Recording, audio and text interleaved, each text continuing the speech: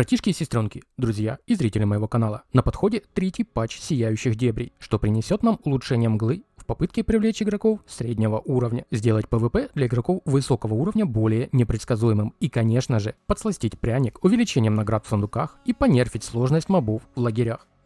Вот и добралась сольная порезка славы и до глубин. Так же, как и во всем прочем групповом контенте, группы игроков будут получать на 10% больше славы, в то время как соло-игроки в дуо и трио активностях глубин получат ощутимую порезку по славе. Вот за что отдельное от меня спасибо, у нас появится система навигации. Не прошло и пары лет, прошло 5, но кто считает, нам добавят новую систему навигации, которая поможет нам быстро ориентироваться в Альбионе и позволит создавать маршруты навигации к регионам, членам отряда и даже к месту своей последней смерти. Маршруты навигации отображают необходимые выходы для достижения пункта назначения как на мини-карте, так и на карте региона. Маршруты автоматически будут обновляться, если мы будем отклоняться от предложенного пути. Навигация доступна только в пределах одного континента и не поддерживается в дорогах Авалона. Активные маршруты навигации будут отображаться в HUD-трекер. Также нас ждут стандартные крутки баланса, исправление багов, фиксы ошибок и добавление альтернативного применения заклинаний. Далее обо всем подробней. Всем позитивного времени суток. Вы на канале Wolflove, устраивайтесь поудобнее и мы начинаем, как всегда, с круток баланса.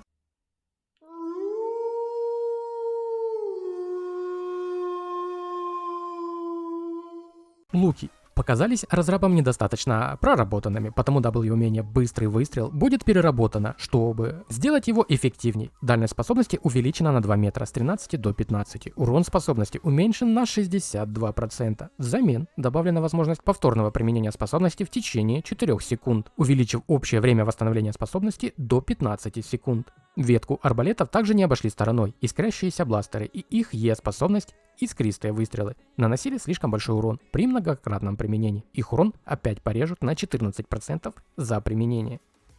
Вестники смерти и их Е-способность призрачный удар по-прежнему имеют огромный взрывной урон, потому их решено балансить и дальше.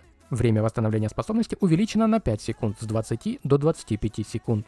Морозный посох, похоже, заиграет новыми красками. Его Е-способность ледяной ветер. Помимо увеличения урона на 25%, получит небольшой реворк. Способность больше не замедляет. Вместо этого обездвиживает мгновенно. Священные посохи получат пару нерфов. Во-первых, W-способность Божественный луч слишком имбовала при отхиле танков, потому способность получила увеличение времени восстановления на 2 секунды с 10 до 12. Во-вторых, Е-способность Большого Священного Посоха, Священный взрыв, получила реворк и порезки. Дальность отбрасывания больше не зависит от длительности контроля. Расстояние отбрасывания больше не уменьшается сопротивлением врагов к контролю. Расстояние отбрасывания уменьшено с 15 до 10 метров. Все древесные посохи и их W-способность омолаживающее дыхание получат уменьшение времени восстановления с 20 до 15 секунд для увеличения эффективности способности как альтернатива цветку. Железный посох и его Е-способность Смерч получат изменения и небольшую переработку для привлечения широкой массы игроков и в то же время уменьшение хитроумудрости других игроков. Способность Смерч. Время применения способности уменьшено до 29 секунд. Делаем погрешность на тир. Снижение времени перезарядки за каждые 100 ИП уменьшено с 1 до 0,5 секунд. 700 ИП с 31 секунды до 25,5. 1800 ИП 20 секунд без изменений.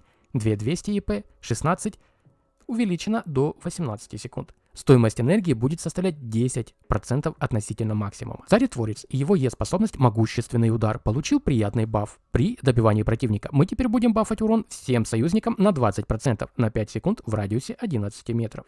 Вороний Цестус и его Е-способность Сокрушитель Земли получил баф. Теперь мы замедляем себя всего на 25%. Возможно, теперь они будут выглядеть менее неуклюже. Броня Вершителя и ее способность Силовой щит получили порезку бонуса к исцелению на 5%. Уменьшен бонус к исцелению с 30 до 25%.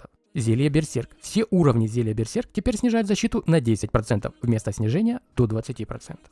Теперь поговорим подробнее о мгле. Из-за прошлых изменений и расширения контента, доступного в Альбионе, мгла перестала соответствовать изначальной задумке, а низкие награды привели к снижению разнообразия типов игроков. При этом игроки высокого уровня PvP составляют большую долю общего пула игроков. Это повысило уровень опасности во мгле и оттолкнуло большее количество игроков низкого и среднего уровней. Данным откатом цель разработчиков увеличить количество игроков, предлагая улучшенные награды, сделав мглу вновь привлекательным вариантом для игроков среднего уровня, а также надеются привлечь к участию игроков всех типов и решить другие проблемы, вызванные низкой численностью игроков, такие как предсказуемость поиска других игроков. Ценность всех сундуков и наград за боссов значительно возросла. Я не знаю, сколько в разумении разработчиков возросла. Да и на тестовом сервере, сами понимаете, сложно это измерить из-за сломанной работы черного рынка. Но по нынешним ощущениям процентов на 15-20. На лайв-серваке, скорее всего, будет еще больше. Но ничего не гарантирую, посмотрим, что нас будет ожидать по факту. Урон, броня и здоровье мобов были снижены до значений, которые они имели до обновления горизонты. Там же нам добавят скорректированную систему подбора игроков во мгле, чтобы усложнить поиск своих друзей во мгле. Но только в том случае, если будет сохраняться здоровая численность игроков во мгле. Опять-таки, слишком пространственно, сколько это здоровая численность, и выходит сейчас во мгле совсем нездоровая численность игроков. В общем, непонятно пока. Возможно, все останется так, как и сейчас, и поиски друзей во мгле останутся такими же простыми, как и сейчас. Посмотрим, как будет на лайв-серверах. Дополнительно увеличена частота появления сундуков с сокровищами и кристальных пауков, чтобы обеспечить более ценные цели вне лагерей, снижая нагрузку на места расположения лагерей. Поскольку участие во мгле со временем уменьшилось, артефакты, необходимые для создания брони, стали дороже. Хотя разрабы надеются, что другие изменения в этом патче помогут увеличить участие, частота появления драконов, грифонов и ткачей в зачарованной мгле также была удвоена. Перевожу.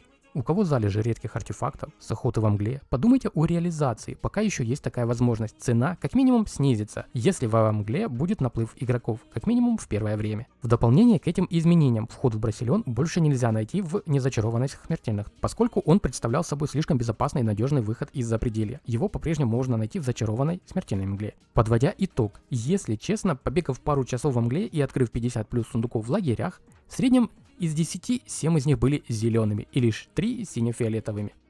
Сундуки действительно стали чаще резаться во мгле, но также по большей части с проклятием зеленого сундука. Касательно редких животных, кристальные пауки действительно стали появляться в разы чаще, что приятно удивило. А вот мглистых животинок так ни разу за 3 часа сплошных побегушек по мгле не встретил. Возможно, все изменится на лайв-серверах. В глубинах нас ожидают изменения в получении славы. Хоть глубины и работают уже год и постоянно пользуются популярностью, но разработчики постоянно получают жалобы от игроков, что соло-игроки получают куда больше славы, нежели игроки в группе. Потому принято волевое решение. Чтобы еще больше поощрять группы, было увеличено базовое количество славы, начисляемое в режиме глубины, на 10%, одновременно уменьшив количество славы, получаемого соло-игроками при игре в группах меньшего размера, чем максимально допустимое. Это особенно заметно затрагивает одиночек игроков в режиме трио. По сути, расклад таков: 2 игрока в режиме 3 получают порезку в 15%, примерно по ощущениям. Соло-игроки в режиме дуо получают 15-20 порезки славы, в трио 25+% порезки славы, зарабатываемой с мобов. Получается на ныле. Навигация для игроков. Нам добавлена новая система навигации, которая поможет игрокам быстро ориентироваться в Альбионе. Теперь игроки могут создавать маршруты навигации к регионам, членам отряда и даже к месту своей последней смерти. Маршруты навигации отображают необходимые выходы для достижения пункта назначения как на мини-карте, так и на карте региона. Маршруты автоматически обновляются, если игроки отклоняются от прежнего пути. Навигация доступна только в пределах одного континента и не поддерживается на дорогах Авалона. Активные маршруты навигации отображаются в HUD-трекере.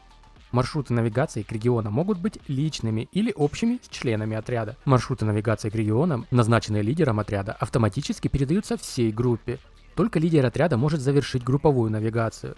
Если активны как личная, так и групповая навигация, игроки могут выбрать, какой из них использовать в HUD-трекер. В качестве альтернативы игроки могут ввести /nav пробел user party в чате, чтобы активировать маршрут групповой навигации, и /nav пробел user personal, чтобы вернуться к личной навигации. Также полезные новости для перевозчиков и ботоводов. Мы можем построить маршруты только через безопасные локации. Пример /now пробел map и Fort Sterling Safe устанавливает маршрут навигации к форту Стерлинг, избегая красных зон. В других вариантах навигации нам помогут следующие команды чата, что вы увидите на экране, или я пропишу их дополнительно в описании к этому ролику. Навигацию также можно инициировать из нескольких интерфейсов в регионе. С карты целевого региона с помощью новой кнопки навигации справа, к члену группы, выбрав игрока из списка членов группы и открыв его меню игрока, к месту вашей последней смерти. Предыдущая запись, сводка смертей, в меню игрока переименована в последнюю смерть и теперь включает параметры для открытия сводки смертей или перехода к месту вашей последней смерти. Новая настройка «Альтернативное применение заклинаний» позволяет игрокам комбинировать различные режимы применения одной и той же способности. Например, использовать быстрое применение для быстрой реакции и обычное применение для точного прицеливания. Теперь игроки могут назначить дополнительный режим применения отдельными клавишами для отдельных способностей. Это включает в себя отдельные клавиши для альтернативного применения способностей, оружия, брони, обуви и зелий. Режимы применения можно выбрать в настройках управления мышью. В настоящее время эта опция недоступна для контроллеров. Далее я просто зачитаю патч-ноут с изменениями в управлении контроллера, правки багов, фиксы и изменения с дополнениями. Улучшения для контроллера. Добавлено действие с мини-картой в радиальном меню, позволяющее игрокам скрывать мини-карту или регулировать ее масштаб. Добавлена прямая навигация с помощью D-pad в двухколоночных интерфейсах между списками категорий и их содержимым. Интерфейсы карта и сведения о предметах теперь можно свободно перемещать. Добавлена поддержка мыши для игрового меню. Интерфейс инвентаря и игровое меню теперь остаются открытыми при переключении между вводом с контроллера и мыши с клавиатурой. Просмотр списка снаряжения в оружейной теперь автоматически отображает предварительный просмотр. Размещение объектов на ферме теперь автоматически привязывается к следующему допустимому месту в пределах того же участка. В других изменениях нас будут ожидать такие правки и дополнения. Игроки, находящиеся под флагом Корлеон, теперь получают очки фракции и репутацию за захваченные регионы даже после их выхода. Улучшены параметры динамического переключения макетов HUD в зависимости от текущего активного метода ввода. Баннеры событий в центре активности теперь автоматически поворачиваются при одновременном запуске нескольких событий. Уменьшено количество случайных перетаскиваний предметов при нажатии Shift во время сбора добычи. Добавлена опция «Больше не показывать» к предупреждению о перегрузке при улучшении предметов. Добавлено всплывающее окно подтверждения при исключении игрока из гильдии. Списки гильдий и друзей больше не переупорядочиваются и не прокручиваются автоматически во время просмотра. Добавлена кнопка ручного обновления для изменения сортировки списка гильдий и друзей. Повышен приоритет эффекта «Беспорядок», поэтому он отображается перед другими эффектами в списке эффектов состояния. Добавлено всплывающее уведомление при получении наград из журнала Альбиона. Добавлены новые значки счастья в интерфейс рабочего. Мобильная версия «Показывать линию и диапазон прицеливания» теперь включено по умолчанию. Эту опцию можно отключить в разделе «Общее» в настройках управления, кому нужно. В исправлениях нас ожидают следующие изменения. Очищение. Все древесные посохи теперь корректно снимает эффекты контроля и дебафы перед применением лечения. Поученить. Шлем сумеречного ткача больше не приносит сбоя рывка к целям, невосприимчивым к замедлению. Разрыв. Посох Кровавой Луны теперь корректно наносит урон целям, невосприимчивым к дебафам. Гнилая земля сандалии культиста теперь снимается эффектом и больше не удаляется эффектами снятия урона. Исправление пользовательского интерфейса. Исправлена ошибка, из-за которой цифры в тегах Альянса могли влиять на видимость имен в интерфейсе территорий. Исправлена ошибка, из-за которой сводка о смерти и интерфейс возрождения не отображались, если игрок был казнен во время активного всплывающего окна подтверждения воскрешения. Исправление для контроллеров. Исправлена ошибка, из-за которой нажатие клавиши Escape открывало и блокировало игровое меню вместо переключения на ввод с мыши и клавиатуры. Исправлена ошибка, из-за которой всплывающее окно «Проблема с подключением» препятствовало перемещению персонажа. Исправлена ошибка, из-за которой слот для дополнительного оружия в интерфейсе инвентаря отображался пустым при использовании двуручного оружия. Исправлена ошибка, из-за которой закрытие радиального меню могло снять текущую блокировку цели. Мобильная версия. Исправлена ошибка, из-за которой нельзя было сбросить настройки. Xbox. Исправлена ошибка, из-за которой подключение нескольких контроллеров могло привести к прекращению работы некоторых взаимодействий. Другие исправления. Различные дополнительные исправления производительности, графики, анимации, ландшафта, звука, пользовательского интерфейса и локализации. Пишите свои вопросы, предложения и дополнения в комментариях, а можем там с вами, как всегда, просто пообщаться или что-то обсудить. К примеру, какие у вас впечатления от добавления навигации, альтернативных квиккастов и грядущие правки во мгле? Думаете, заиграет новыми красками? Или все будет как и прежде? Как всегда, отвечаю на все комментарии. Оценивать же данную работу своим всепродвигающим лайком или нет, решать только вам, как и подписка на канал. Приятной нам игры и только позитива в процессе. Всех братишек и сестренок по-братски обнял и приподнял. До новых встреч. Списки гильдий и друзей больше не переупорядочиваются. Списки гильдий и друзей больше не переупорядочиваются.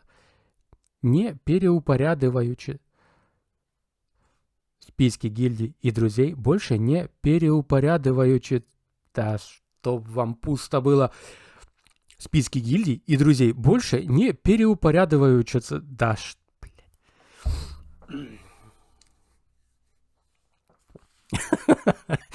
Списки гильдий и друзей больше не переупорядочиваются. сейчас в доме всех перебужу. Списки гильдий и друзей больше не